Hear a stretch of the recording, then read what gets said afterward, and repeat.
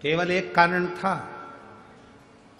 दक्ष प्रजापति ने भगवान शंकर को कहा कि तुम शमशान में निवास करोगे और मेरे घर के यज्ञ में तुम नहीं आओगे।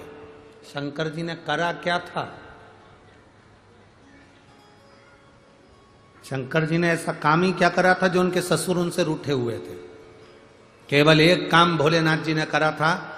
दक्ष प्रजापति ने अपने दामाद, अपने जमाई चंद्रदेव को रोग, काया का रोग दे दिया था और कहा था तेरे शरीर में काया का रोग होगा, तेरा पूरा शरीर गल गल के नीचे गिरेगा।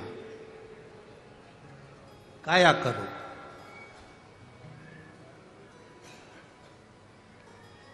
तेरा शरीर गल गल के नीचे गिरेगा, तेरे शरीर को काया का रोग।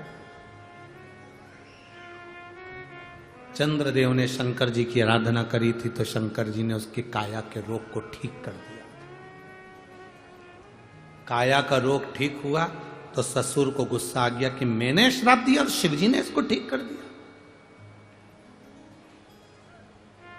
मैंने श्राप दिया और शंकर भगवान ने इसको ठीक कर दिया। शंकर उनके दुश्मन बन गए, शिवजी उनके द्रोही बन गए और उन्होंने शंकर भगवान को अपने यहां यज्ञ में नहीं बुलाया। सती माता अकेली गई, कूद कर यज्ञ अग्नि में सती माता ने प्राणों को त्याग दिया। वो हिमालय राज की बेटी माता पार्वती बन गई।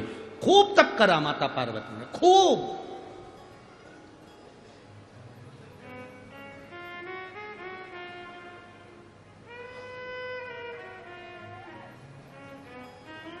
माता पार्वती तप में इतनी लीन हो गई, एक सूखा पत्ता बेलपत्री का खाकर माता पार्वती जी तप में डूबी रहती थी, इसलिए उनका एक नाम अर्पणा हो गया था। क्योंकि पत्ता खाकर, बेलपत्री के पत्ते को खाकर वो अपना तप साधना करती, उसका नाम अर्पणा हो गया। अर्पणा। कई लोग कहते हैं गुरुजी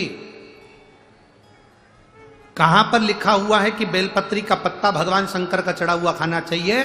हम उनसे कहते हैं कि आपका मन पड़े तो कभी उमाखंड को पढ़ना। शिव महापुराण के उमाखंड को पढ़ोगे तो उसमें लिखा हुआ है कि एक बेलपत्री का पत्ता खाकर माता पार्वती जी तप साधना में लीन हो जाती थीं और उनका नाम अर्पणा हो गया। जब माता पार्वती जी एक पत्ते के बल पर जीवित रहती थी तब एक बार नारायण ने ब्रह्मा जी से पूछा था कि पार्वती को इतनी ऊर्जा कहां से मिल रही है, इतना बल कहां से मिल रहा है, कि पार्वती इतनी ऊर्जा कहां से प्राप्त कर रही है? तब ब्रह्मा जी ने कहा था पार्वती जी एक बेलपत्री के पत्ते को खाती हैं, उस पत्ते का बल इतना है कि पूरे पार्वती जी के शरीर में ऊर्जा प्राप्त हो जाती है। वो बेलपत्री के पत्ते में इतना बल है। अर्पणा है बेलपत्री का पत्ते को पाने वाली माता पार्वती। समय हुआ